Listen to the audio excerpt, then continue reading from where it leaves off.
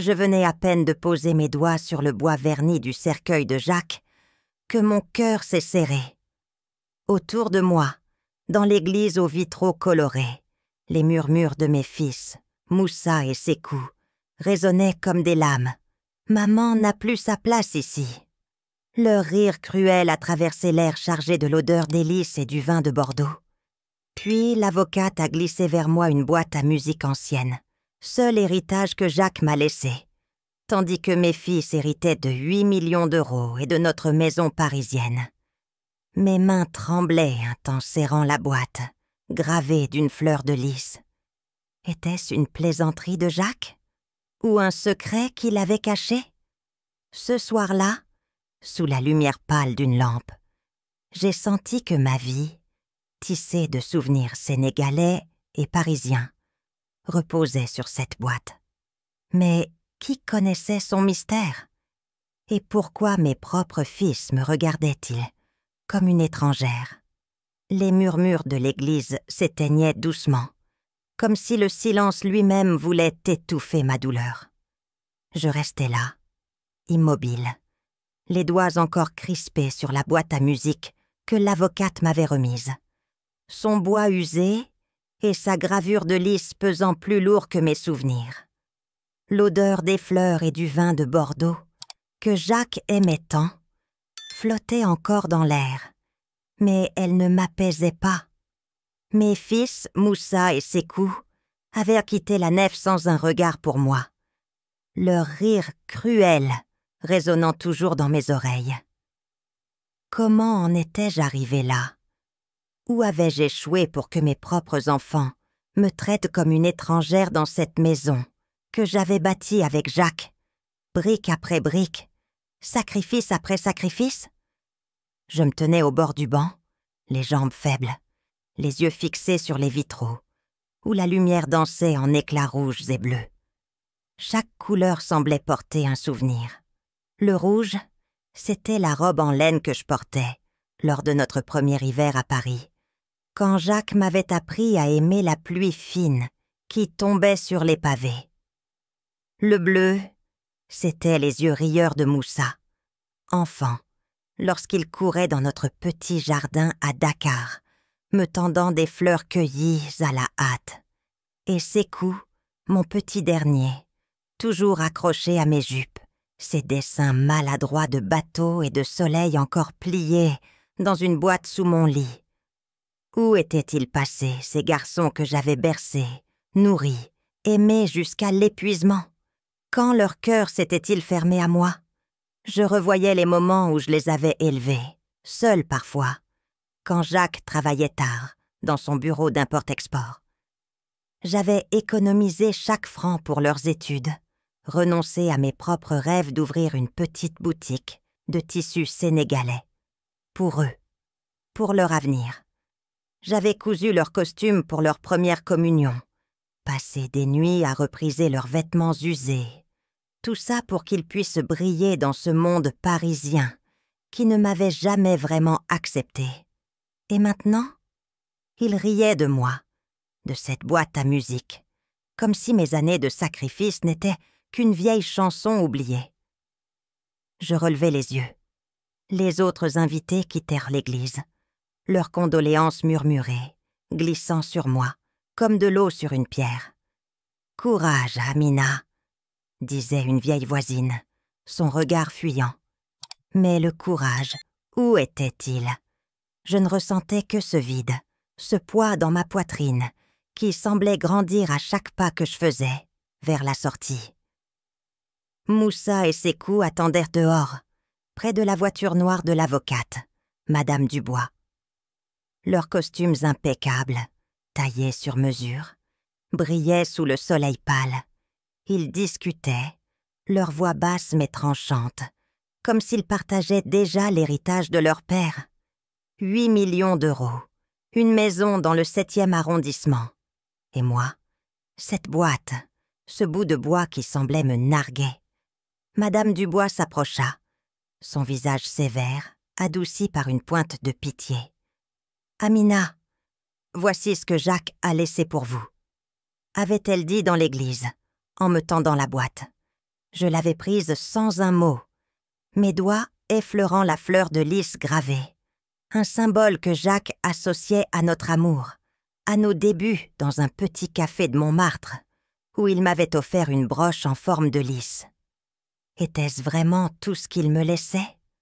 Après 45 ans d'amour, de nuits passées à parler de nos rêves, de jours à construire une vie entre Dakar et Paris, je sentais mes mains trembler, non pas de froid, mais de cette question qui me rongeait. Avais-je été assez pour lui?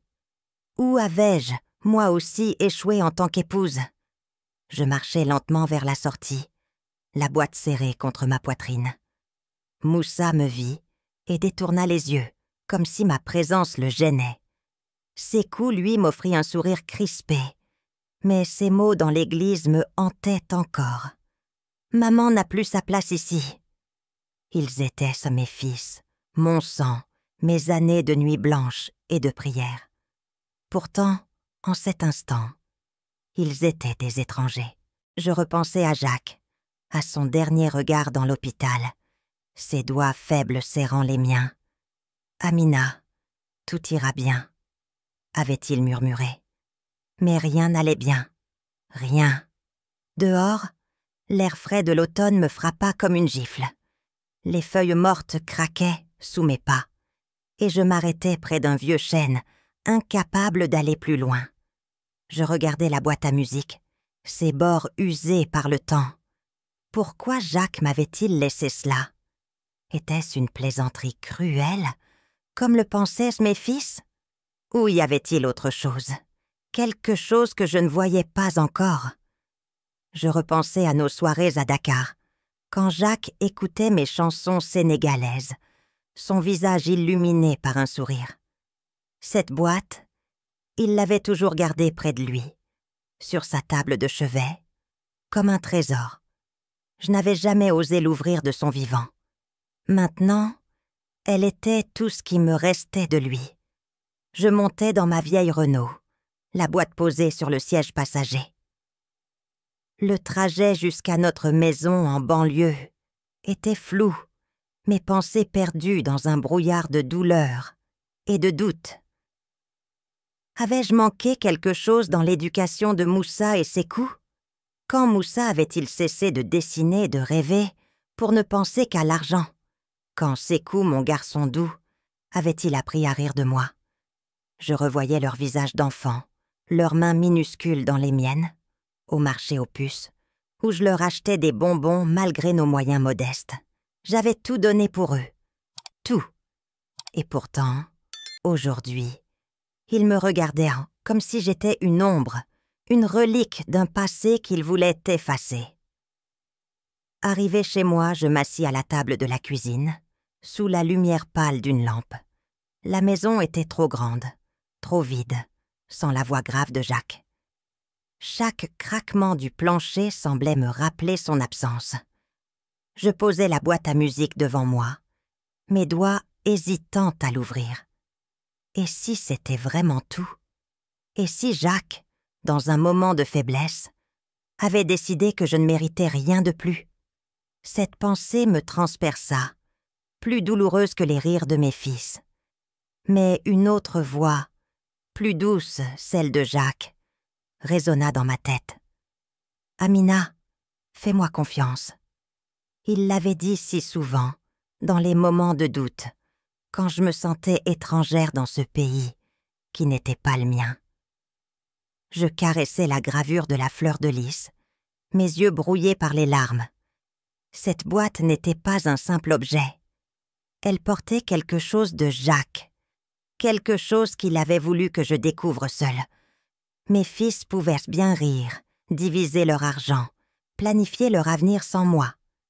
Mais moi, j'avais ceci, et dans ce silence oppressant, je sentis une étincelle, faible mais tenace, naître en moi. Pas de colère, pas encore. Juste une question, une lueur d'espoir. Qu'avait voulu me dire Jacques? Et pourquoi mes fils, mes propres enfants, semblaient-ils craindre ce que je pourrais trouver? La nuit pesait sur la maison comme une couverture trop lourde, et le silence semblait vouloir m'étouffer. Assise à la table de la cuisine, je fixais la boîte à musique, sa fleur de lys gravée, luisant sous la lumière pâle de la lampe. Mes doigts hésitaient, comme si ouvrir cet objet revenait à trahir un secret que je ne comprenais pas encore. « Jacques, pourquoi m'as-tu laissé si peu? Où ai-je échoué, toi qui m'as appris à aimer les rues pavées de Paris, pour ne me confier que ce bout de bois usé ?» Les rires cruels de Moussa et Sékou résonnaient encore dans ma tête, leurs mots comme des éclats de verre. Maman n'a plus sa place ici. Mes fils, ceux que j'avais portés dans mes bras à Dakar, ceux pour qui j'avais sacrifié mes rêves d'une boutique de tissus sénégalais. Quand leur regard s'était-il détourné de moi? Quand avais-je perdu la clé de leur cœur? L'odeur de cire du plancher me ramena à nos premières années dans cette maison. Je revoyais Jacques et moi, jeunes, riant autour d'un plat de thiéboudienne que j'avais cuisiné. Mes mains encore maladroites avec les épices dans ce pays étranger. Il avait aimé ce plat, aimé moi, aimé la femme qui portait les couleurs vives de Dakar dans ses jupes. Je repensais au tissu boubou que j'avais cousu pour Moussa, à 5 ans, pour une fête à l'école. Il l'avait porté avec fierté, courant vers moi avec un sourire éclatant, ses petites mains pleines de fleurs sauvages, et Sékou, toujours plus calme, qui dessinait des soleils sur des bouts de papier, me les offrant comme des trésors. Ces dessins, je les gardais encore, pliés dans une boîte sous mon lit, à côté d'une vieille écharpe sénégalaise que je n'osais plus porter. Où étaient passés ces enfants? Quand leur amour s'était-il transformé en mépris? Je pris une profonde inspiration, mes yeux brouillés par les larmes. La boîte à musique semblait me défier, son bois usé portant les traces des doigts de Jacques. Je revoyais nos soirées à Dakar, quand il s'asseyait près de moi, sous un ciel étoilé, écoutant mes chansons sénégalaises, son visage illuminé par un sourire. Cette boîte, il l'avait toujours gardée sur sa table de chevet, comme un talisman. Pourquoi ne m'avait-il jamais laissé l'ouvrir? Était-ce parce qu'il doutait de moi? Ou parce qu'il savait que je n'étais pas prête? Mes doigts tremblaient, mais je l'ouvris enfin. Une mélodie douce s'éleva, une chanson sénégalaise que je chantais autrefois à Jacques. Yekat Yallah, une prière pour la paix. Mon cœur se serra, comme si cette musique ramenait Jacques dans la pièce, son rire grave, emplissant l'espace vide. Au fond de la boîte, un morceau de papier plié attira mon regard.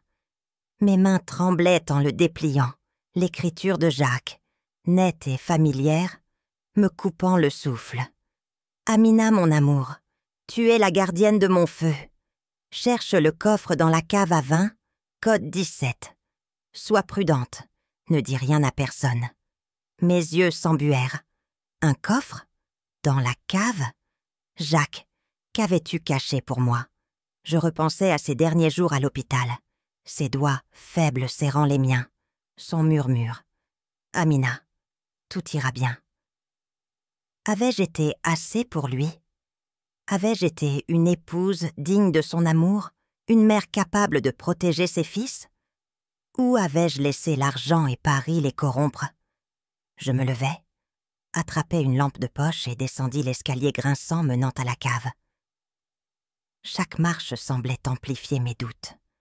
Avais-je trop donné à Moussa et Sékou? Était-ce ma faute s'ils me voyaient comme un obstacle? La cave sentait l'humidité et le vin, les bouteilles de Bordeaux alignées comme des souvenirs d'un autre temps. Je revoyais Jacques et moi, descendant ici pour choisir une bouteille, riant de nos petites disputes sur le choix du millésime. Ces moments me semblaient si lointains, comme si une autre femme avait vécu cette vie. Dans un coin, derrière des caisses poussiéreuses, je trouvai un petit coffre métallique, presque invisible dans l'ombre. Le code 17 fit cliqueter le verrou, et mon cœur battait si fort que je craignais qu'il ne s'arrête. À l'intérieur, un carnet relié de cuir et une lettre cachetée. Je remontai à la cuisine, posai le carnet sur la table et ouvris la lettre avec des doigts tremblants. « Amina, mes fils ont laissé l'argent obscurcir leur cœur. J'ai créé un fonds de bienfaisance, 20 millions d'euros pour les enfants immigrés. Toi seul peux le gérer. Ils ne doivent pas savoir. 20 millions. Plus que ce que Moussa et Sékou avaient reçu.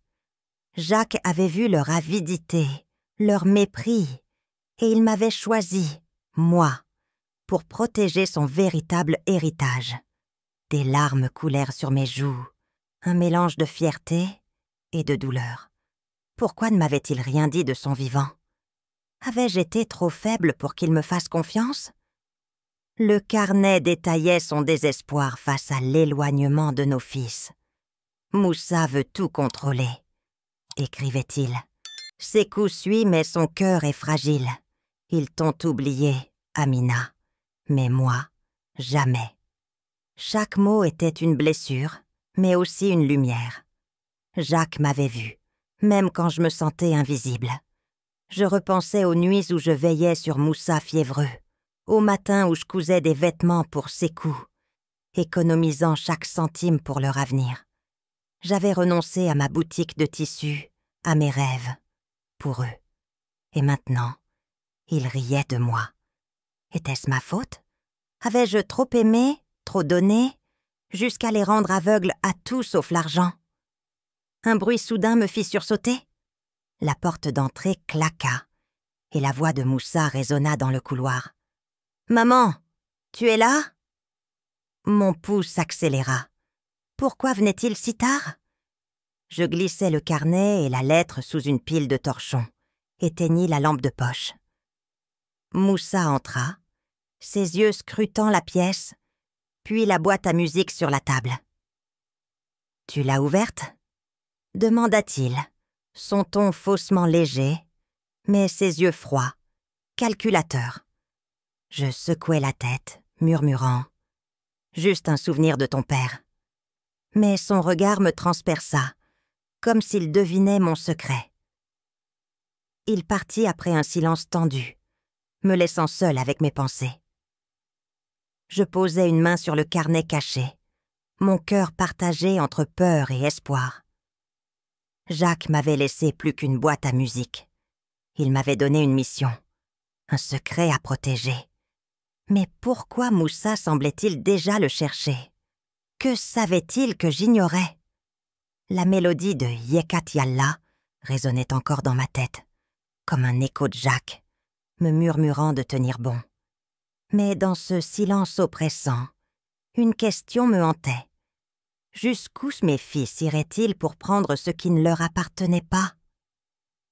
Les jours qui suivirent la découverte du carnet de Jacques furent comme une danse sur un fil fragile, entre l'espoir et la peur. Je passais mes nuits éveillée, le carnet caché sous une pile de torchons, ces mots brûlant dans mon esprit. Pourquoi Moussa était-il venu si tard, avec ce regard calculateur? Avais-je manqué quelque chose dans son éducation? Un moment où j'aurais pu le guider autrement? Je me tenais devant la fenêtre de ma cuisine, regardant la pluie fine tomber sur le jardin, les roses que Jacques avait plantées flétrissent par l'automne. Chaque goutte semblait murmurer mes doutes. Avais-je été une mère trop douce, trop indulgente? Avais-je laissé Paris transformer mes fils en des hommes que je ne reconnaissais plus? Le silence de la maison était oppressant, seulement brisé par le tic-tac de l'horloge murale, celle que Jacques avait achetée dans une brocante à Saint-Ouen. Je revoyais nos dimanches là-bas, main dans la main, cherchant des trésors parmi les vieilles. Moussa, alors petit, tirait sur ma jupe, demandant des churros, tandis que Sékou, plus discret, observait les vieux disques avec fascination. J'avais économisé pour leur acheter ces petites joies, renonçant à mes propres envies, comme cette robe en soie verte que j'avais admirée dans une vitrine du Marais, mais jamais achetée. Tout pour eux, tout pour leur avenir. Et maintenant, ils fouillaient mon passé, mon présent, comme des voleurs dans ma propre maison. Une nuit, un craquement me tira de mes pensées. Mon cœur s'emballa. Je saisis une lampe de poche, descendant à pas feutrés l'escalier menant à la cave. La porte était entr'ouverte, un courant d'air froid glissant sur ma peau. Dans l'obscurité, je vis une silhouette. Sékou, accroupi près des caisses de vin, sa lampe de poche éclairant les coins poussiéreux. « Sékou !» criai-je, ma voix plus dure que je ne l'aurais voulu. Il sursauta, lâchant un vieux carnet qu'il tenait. « Je cherchais juste une bouteille pour un dîner, » bégaya-t-il, ses joues rougies par la honte. Mais ses yeux fuyaient les miens, et je savais qu'il mentait. Je repensais à ses dessins d'enfant, ces soleils qu'il me donnait avec un sourire timide. Ce garçon-là n'aurait jamais fouillé ma maison. Quand avait-il changé? Était-ce moi qui l'avais poussé sur ce chemin? « Sors d'ici », dis-je, ma voix tremblante mais ferme. Il obéit, tête baissée, et disparut dans la nuit. Je restai là, dans la cave, le faisceau de ma lampe tremblant sur les bouteilles de Bordeaux. Je revoyais Sékou, à 10 ans, m'aidant à ranger ses bouteilles, riant quand Jacques lui apprenait à lire les étiquettes. « Château Margaux, 1985 », disait-il, fier comme un petit roi. Ces moments étaient-ils faux? Avais-je imaginé l'amour dans ses yeux? Je m'assis sur une caisse, le carnet de Jacques pressé contre ma poitrine, comme un bouclier contre cette douleur qui grandissait. Mes fils ne cherchaient pas de vin. Ils cherchaient ce que Jacques m'avait laissé. Mais pourquoi? Savait-il déjà pour le fond de bienfaisance? Le lendemain, je décidai de contacter Claire, ma vieille amie qui avait partagé tant de jours difficiles avec moi. Nous nous retrouvâmes dans un café près de la Seine, l'odeur du pain frais et du café noir emplissant l'air. Claire, avec ses cheveux gris, noués en chignon, posa une main chaude sur la mienne. « Amina, Moussa m'a appelé hier, » dit-elle, son regard grave. Il voulait savoir si Jacques avait des comptes cachés, des fonds secrets. Mon sang se glaça. Moussa savait quelque chose. Ou du moins, il soupçonnait. Je repensais à ses yeux froids, à sa question sur la boîte à musique.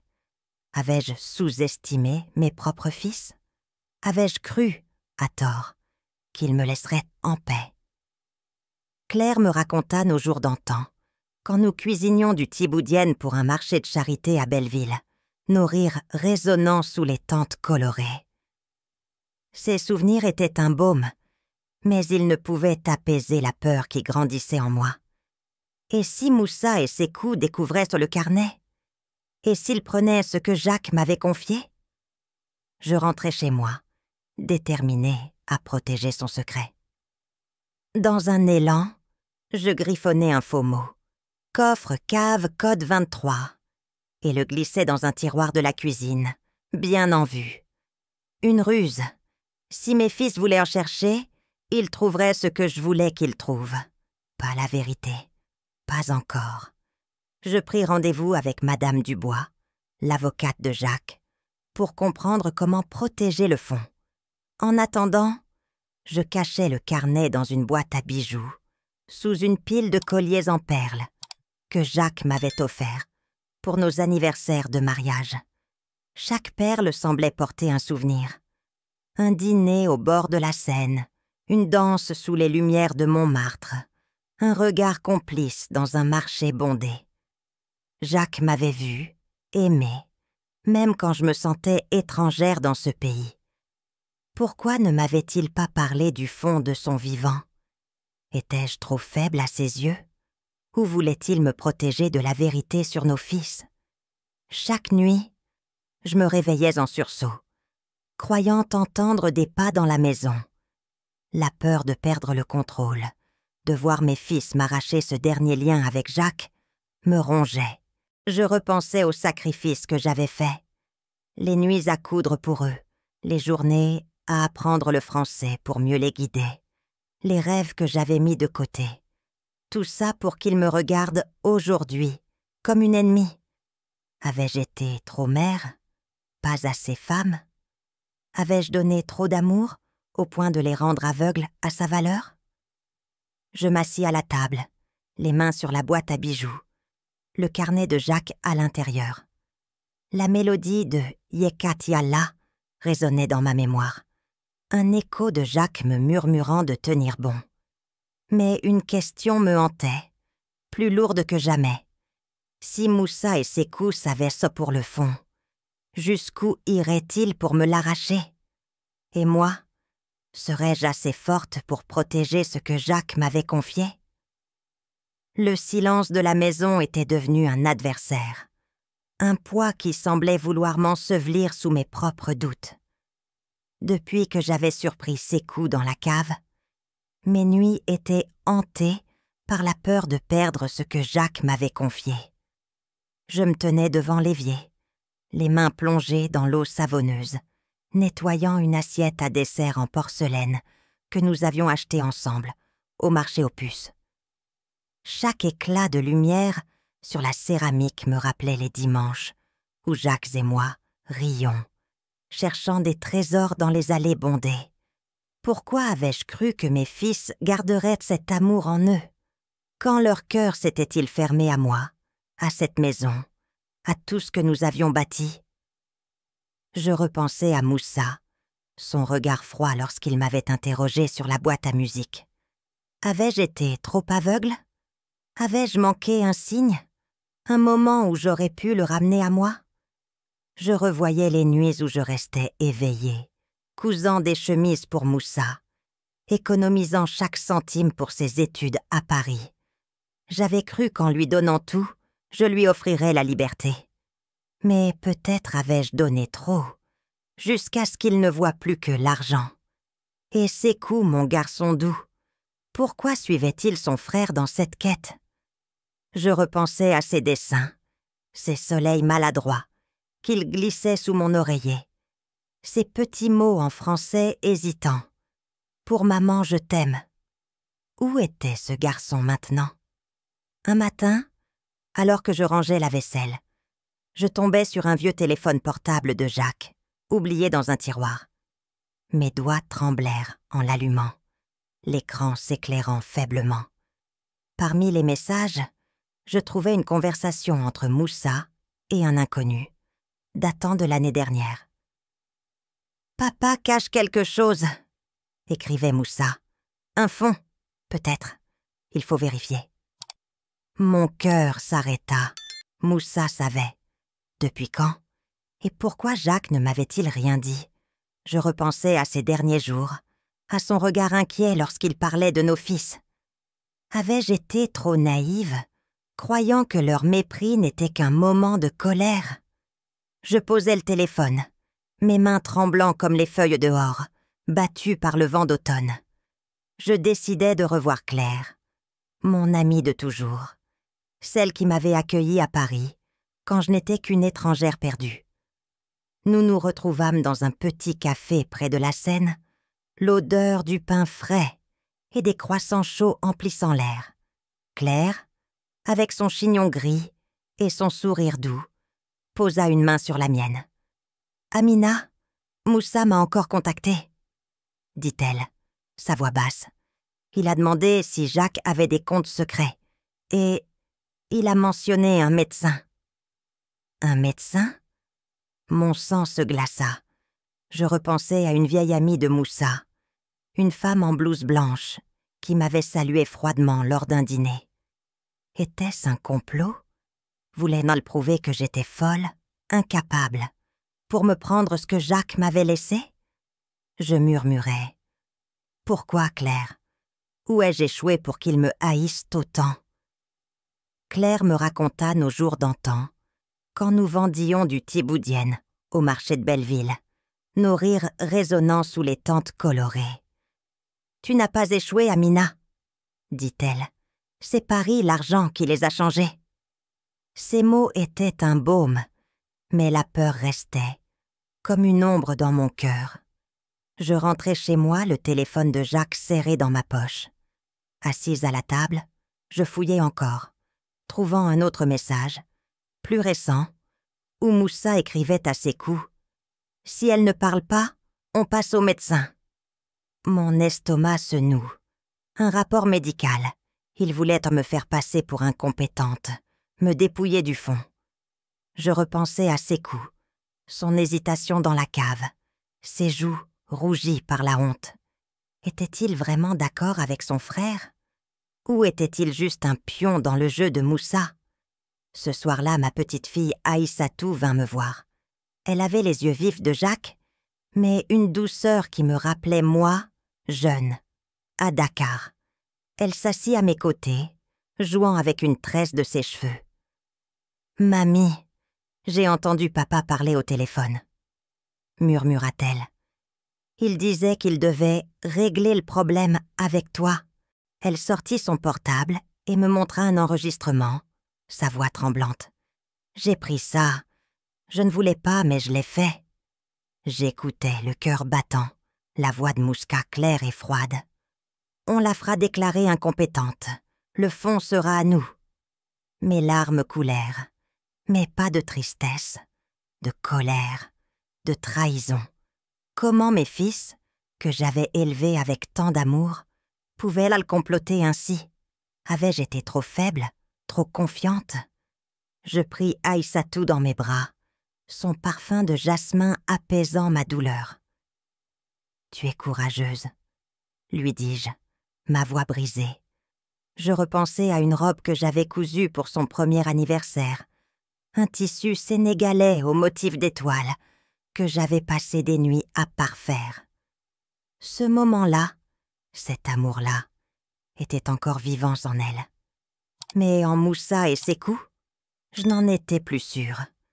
Je décidai de contacter Madame Dubois, l'avocate de Jacques, pour protéger le fond. Elle me reçut dans son bureau, son regard sérieux derrière ses lunettes. « Jacques a tout prévu, » dit-elle. « Le fond est verrouillé. Mais soyez prudente, Amina. Vos fils pourraient aller loin. » Ces mots confirmèrent mes craintes. Je repensais à la broche en forme de lys que Jacques m'avait offerte à Montmartre, un symbole de notre amour. Était-ce pour cela qu'il avait gravé une fleur de lys sur la boîte? Pour me rappeler que j'étais plus forte que je ne le croyais?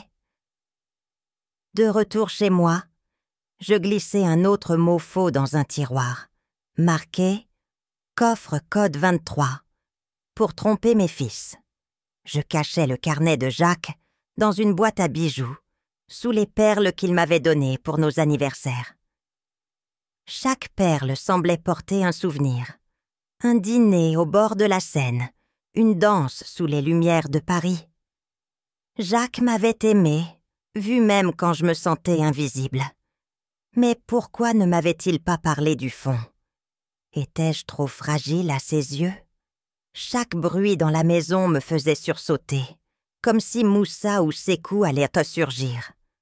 La peur de perdre le contrôle, de voir mes fils m'arracher ce dernier lien avec Jacques, me rongeait. Avais-je trop aimé, jusqu'à les rendre aveugles à la valeur de l'amour?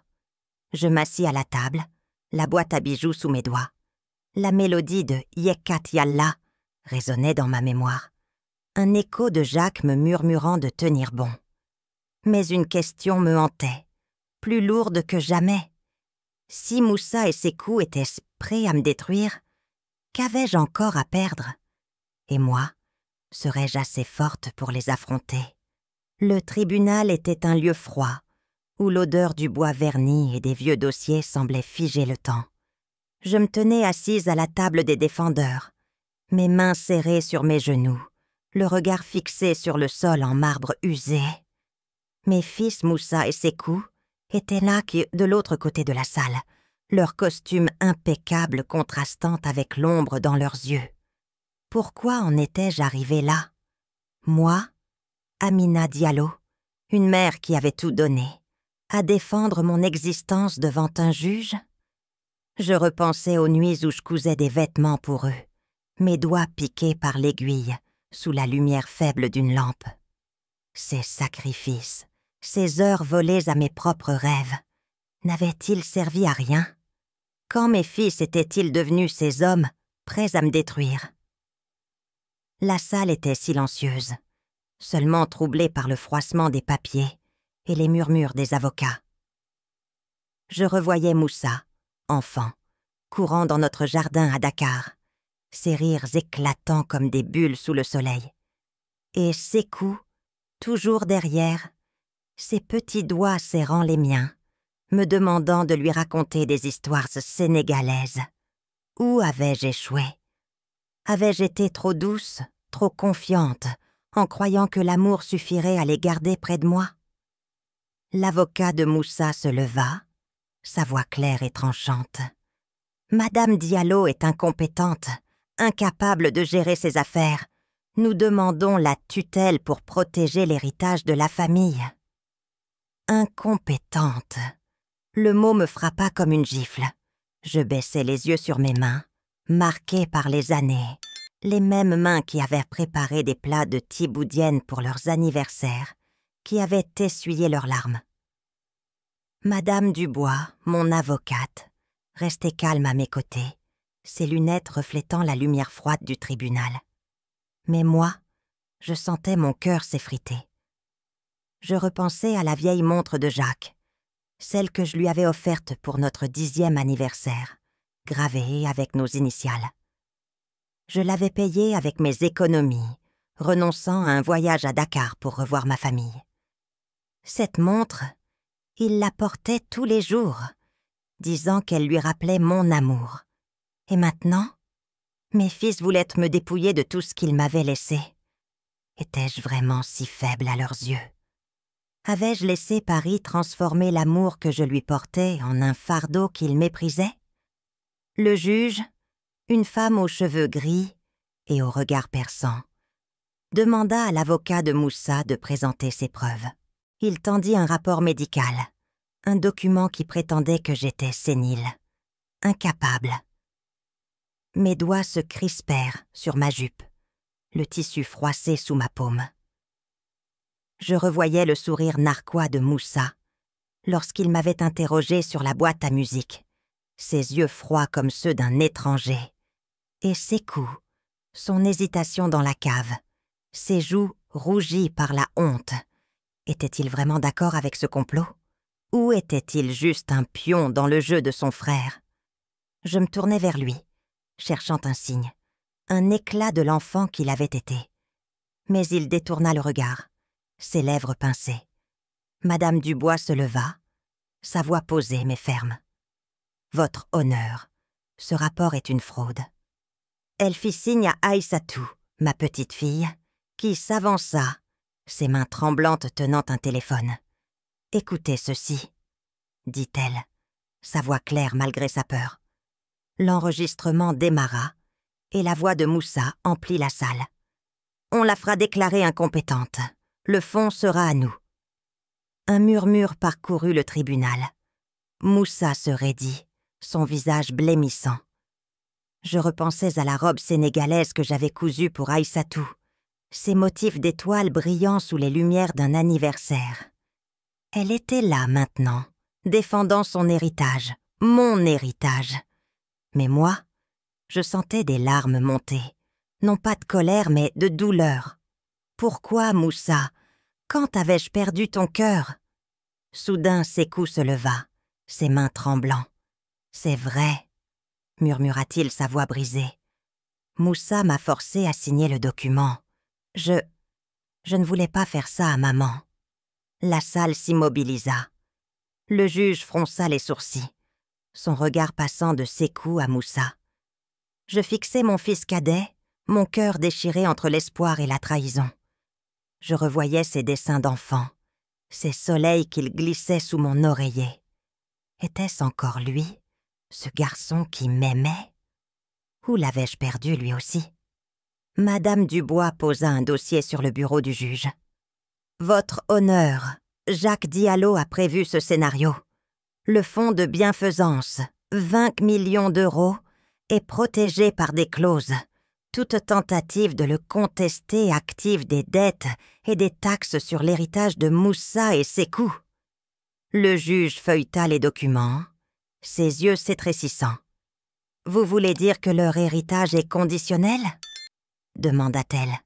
Madame Dubois hocha la tête. « Oui, votre honneur. S'ils attaquent Madame Diallo, leurs 8 millions d'euros sont saisis pour couvrir des obligations cachées. » Moussa bondit de son siège, criant « C'est impossible! Vous mentez !» Mais le juge tapa son marteau, exigeant le silence.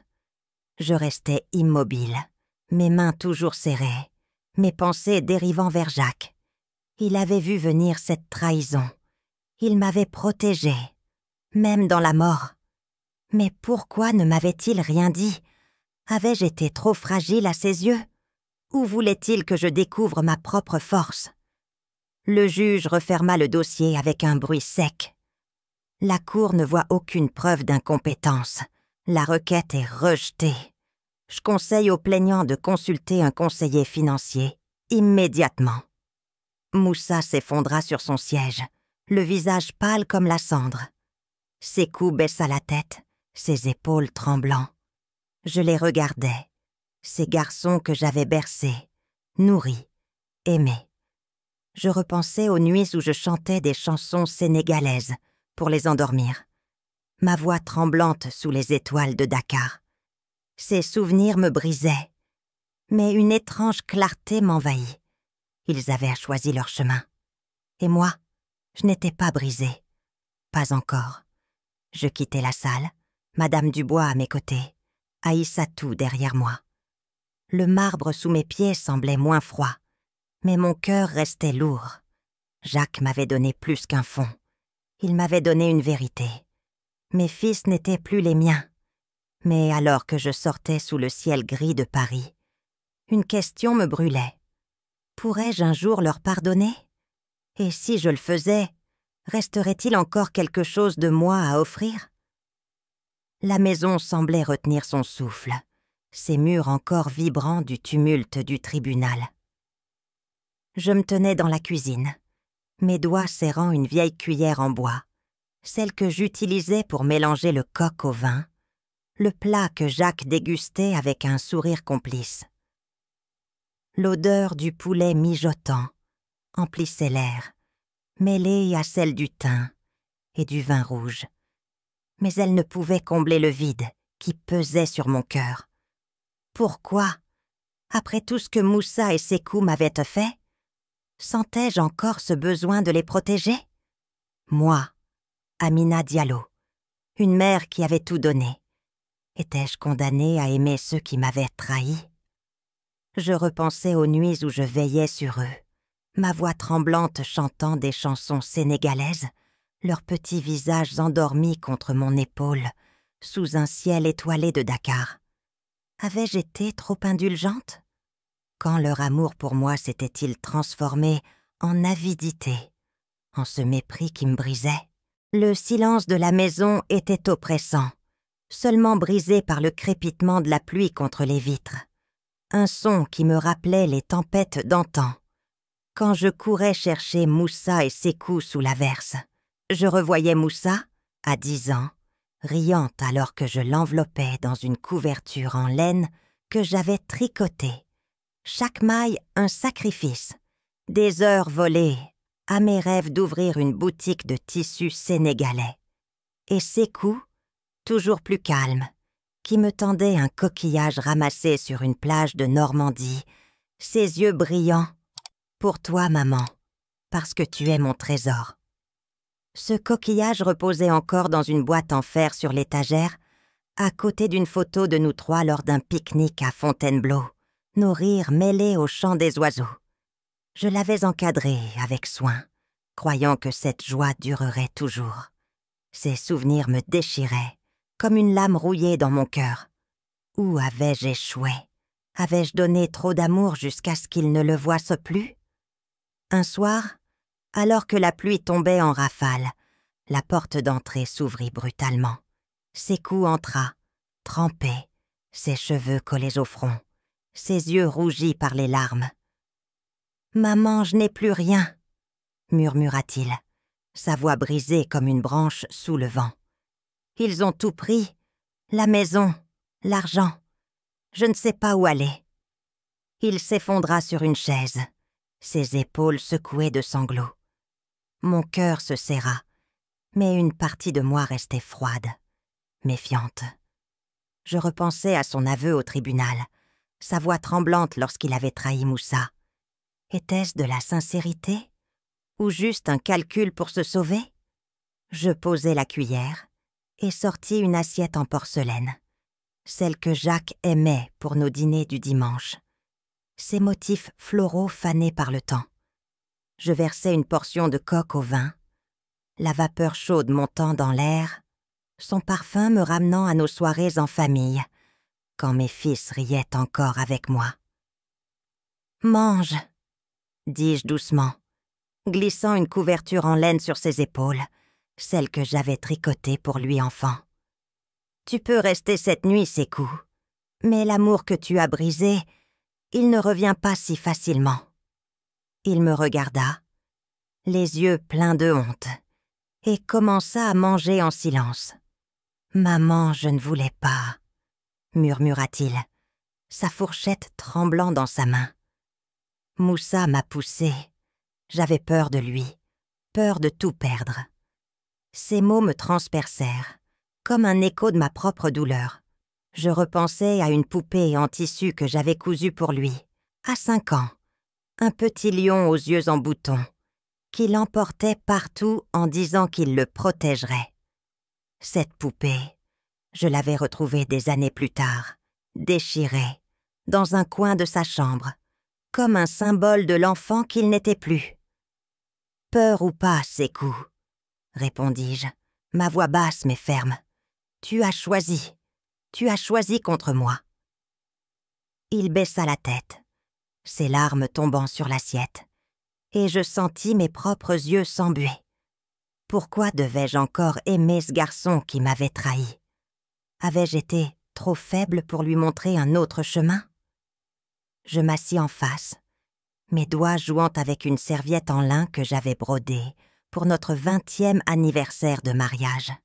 Chaque point un souvenir de Jacques, de ses bras autour de moi sous les lumières d'un café parisien. Ces soirs-là, il chantonnait « La vie en rose » et nos fils riaient, imitant ses pas maladroits. Étaient-ce des illusions, ces moments d'amour? Avais-je imaginé la chaleur dans leurs yeux? « Maman, je suis désolée » murmura Sékou, sa voix à peine audible. « Je ne savais pas ce que je faisais. Je veux changer. » Ces mots étaient un fil fragile, un espoir que je n'osais saisir. « Va te reposer » dis-je, me levant pour cacher mes larmes. « On verra demain. » Il quitta la maison avant l'aube, laissant la couverture pliée sur le canapé, l'assiette rincée dans l'évier, comme un geste timide de regret. Mais son départ me laissa seule avec un silence plus lourd encore. Un vide que même la pluie ne pouvait combler. Le lendemain, je m'assis à mon bureau, un carnet vierge devant moi, un stylo dans ma main tremblante. Je commençai à écrire. Pas pour envoyer, mais pour libérer mon cœur. « Moussa, tu as choisi l'argent, mais je rêve encore que tu retrouves le garçon qui aimait peindre, celui qui dessinait des paysages sénégalais sous mes yeux émerveillés. Sékou, tu es faible, mais je crois encore en ton cœur, celui qui m'offrait des coquillages avec un sourire timide. » Ces lettres étaient pour moi un moyen de tenir face à la douleur d'une mère trahie. Je repensais à une robe sénégalaise que j'avais portée pour un festival à Dakar. Ses motifs d'étoiles brillant sous le soleil, un symbole de l'espoir que j'avais pour mes fils. J'avais cru qu'ils porteraient cet éclat en eux, qu'ils deviendraient des hommes dont Jacques serait fier. Avais-je été naïve? Était-ce ma faute si leur cœur s'était durci sous le poids de Paris? Avec Claire, nous commençâmes à travailler sur le centre d'éducation pour les enfants immigrés, le rêve que Jacques m'avait confié. Nous passâmes des journées à rencontrer des architectes, à choisir un terrain en banlieue, à dessiner des plans sous la lumière d'une lampe de bureau. Claire, avec son rire chaleureux, me rappela nos jours à Belleville, quand nous vendions du thiéboudienne sous des tentes colorées, nos voix défiant les regards curieux des passants. « Tu es plus forte que tu ne le crois, Amina », dit-elle un jour, ses yeux brillants de fierté. Jacques le savait, et ce centre le prouve. Ces mots me réchauffèrent, comme un rayon de soleil perçant les nuages. Mais la douleur restait, tapie dans mon cœur. Je revoyais les nuits où je cousais pour Moussa et Sékou, mes doigts piqués par l'aiguille, mes rêves mis de côté pour les leurs. Avais-je donné trop, jusqu'à ce qu'ils ne voient plus que l'argent? Étais-je coupable de leur avidité, ou était-ce Paris qui les avait volés à moi? Chaque soir, je m'asseyais sous la lumière d'une lampe, écoutant La vie en rose, sur un vieux tourne-disque, la voix d'Édith Piaf emplissant la pièce. La mélodie me ramenait à Jacques, à ses bras autour de moi, à nos danses maladroites dans le salon, quand Moussa et Sékou riaient encore avec nous. Je repensais à une tasse en céramique que Sékou m'avait offerte, peinte à la main, fêlée mais précieuse, posée sur une étagère comme un rappel de l'enfant qu'il avait été. Pourquoi devais-je porter ce fardeau seul? Pourquoi mes fils, que j'avais aimés plus que moi-même, m'avaient-ils abandonné? Mais alors que les plans du centre prenaient forme, une lueur d'espoir naquit, fragile mais réelle. Aïssatou, ma petite fille, était la preuve que l'amour de Jacques vivait encore, dans son regard vif, dans son courage au tribunal. Je revoyais la robe étoilée que j'avais cousue pour elle, son sourire lorsqu'elle la portait, comme un phare dans ma tempête. Je posais les lettres inachevées sur la table, la pluie s'apaisant dehors. Un rayon de lune perça les nuages, illuminant la cuisine, scintillant sur la boîte à musique. Je murmurais « Jacques, je vais essayer ». Mais une question restait, plus lourde que jamais. Pourrais-je vraiment pardonner, ou mon cœur resterait-il à jamais divisé? Le centre d'éducation se dressait sous le soleil d'automne, ses murs neufs scintillant comme une promesse dans la banlieue parisienne. Je me tenais devant l'entrée, mes doigts serrant la boîte à musique, sa fleur de lys gravée réchauffée par la lumière douce. L'odeur de peinture fraîche et d'herbes coupées se mêlait au parfum des plats sénégalais, mafé et yassa, préparés pour la cérémonie. Pourquoi, même après tout, sentais-je encore Moussa et Sékou dans chaque battement de mon cœur? Moi, Amina Diallo, avais-je aimé trop fort, au point de ne pas savoir lâcher prise? Je repensais aux nuits où je les berçais à Dakar, ma voix chantant « Yekat Yala », leurs petits visages endormis contre moi, sous un ciel étoilé. Où avais-je failli? Quand mes fils avaient-ils cessé d'être les garçons que j'avais élevés avec tant de soin? Les enfants du centre couraient autour de moi, leur rire résonnant comme des cloches dans l'air frais, un son qui me rappelait les marchés animés de Dakar. Je revoyais Moussa et Sékou, enfants, jouant dans notre jardin, leurs mains pleines de terre après avoir planté des roses avec Jacques. J'avais passé des heures à laver leurs vêtements tachés, renonçant à mes rêves d'ouvrir une boutique de tissus pour leur offrir un avenir. Une fois, j'avais économisé pour acheter à Moussa un carnet de dessins, croyant qu'il deviendrait artiste. Il passait des heures à dessiner des paysages sénégalais, me montrant ses œuvres avec un sourire fier. « Regarde, maman, c'est pour toi !» Et pour Sékou, un petit bateau en bois, celui qu'il faisait naviguer dans une flaque d'eau, riant comme si le monde lui appartenait. Ces objets reposaient dans une malle sous mon lit, à côté d'une écharpe sénégalaise au motif de vagues, que je n'osais plus porter de peur de raviver la douleur. Pourquoi ces souvenirs me brisaient-ils encore? Avais-je été trop mère? Pas assez femme pour qu'ils me rejettent ainsi?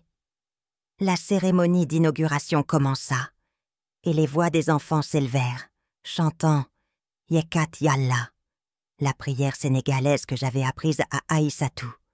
Ma petite fille se tenait à mes côtés, ses yeux brillants de fierté.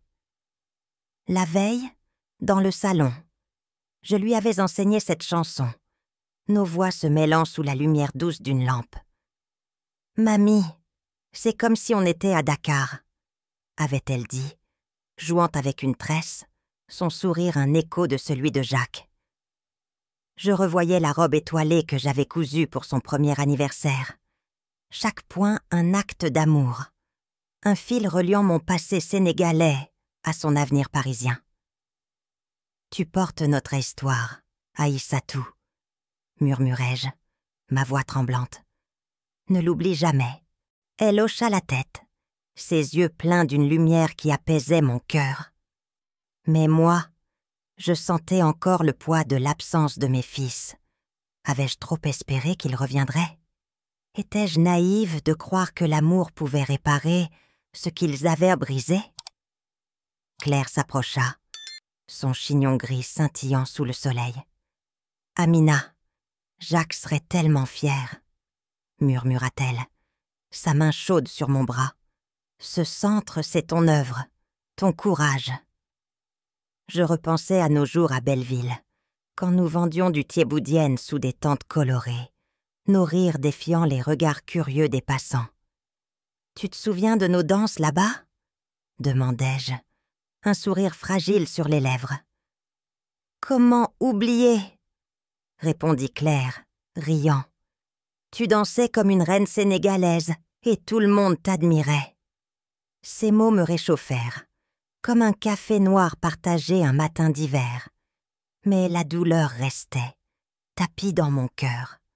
Je revoyais une broche en forme de lys que Jacques m'avait offerte à Montmartre, un symbole de notre amour. Je l'avais portée pour notre 30e anniversaire, croyant que notre famille serait toujours unie. Avais-je été assez forte pour lui? Ou m'avait-il choisi parce qu'il savait que je le deviendrais? Je m'avançai pour couper le ruban, les applaudissements des parents et voisins résonnant autour de moi. La communauté sénégalaise de Paris était là, ses vêtements aux couleurs vives, rouge, jaune, bleu, rappelant les marchés de Dakar. Je portais une robe sénégalaise, celle du festival d'antan, ses motifs d'étoiles scintillant sous le soleil. Je n'avais pas osé la porter depuis des années, craignant qu'elle ne me rende étrangère aux yeux de mes fils. « Mamie, tu es magnifique », murmura Aïssatou, ses yeux pleins d'admiration, comme une reine.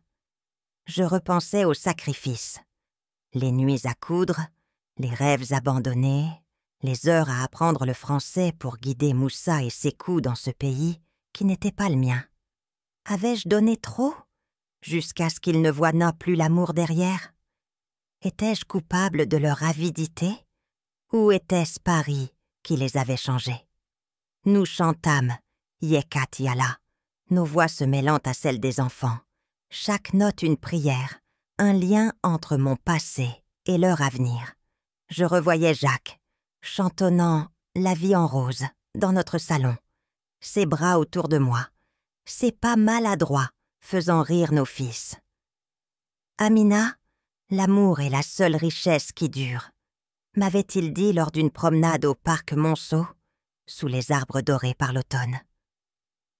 Je posai la boîte à musique sur une table près de la fenêtre du centre, la lumière frappant la fleur de lys gravée, la faisant scintiller comme un phare. Jacques était là, dans cet éclat, dans ce lieu, dans Aïssatou. Mais mes fils, ils étaient partis, emportant leur richesse éphémère, laissant une mère brisée mais debout. Je m'assis sur un banc, regardant les enfants jouer, leur rire emplissant l'air comme une mélodie oubliée. Le vent portait l'odeur des feuilles mortes, et je repensais à une tasse en céramique que Sékou m'avait offerte, peinte à la main, fêlée mais précieuse, posée sur une étagère comme un rappel de l'enfant qu'il avait été. Je revoyais une promenade avec Jacques, main dans la main, sous les arbres du parc Monceau, son rire résonnant comme une promesse. Pourquoi devais-je porter ce fardeau seul? Je posai une main sur la boîte à musique, mes larmes tombant sur le bois. « Jacques, j'ai tenu bon, » murmurai-je, ma voix tremblante. Mais une question restait, plus lourde que jamais. Pourrais-je jamais retrouver la paix? Ou mon cœur porterait-il toujours le poids de leur absence? Je suis Amina Diallo, 72 ans, et à travers cette histoire, j'ai appris que l'amour véritable ne se mesure pas en argent, mais en courage et en vérité. Mes fils, Moussa et Sékou, ont choisi la richesse éphémère. Mais en protégeant le rêve de Jacques, j'ai retrouvé ma propre lumière.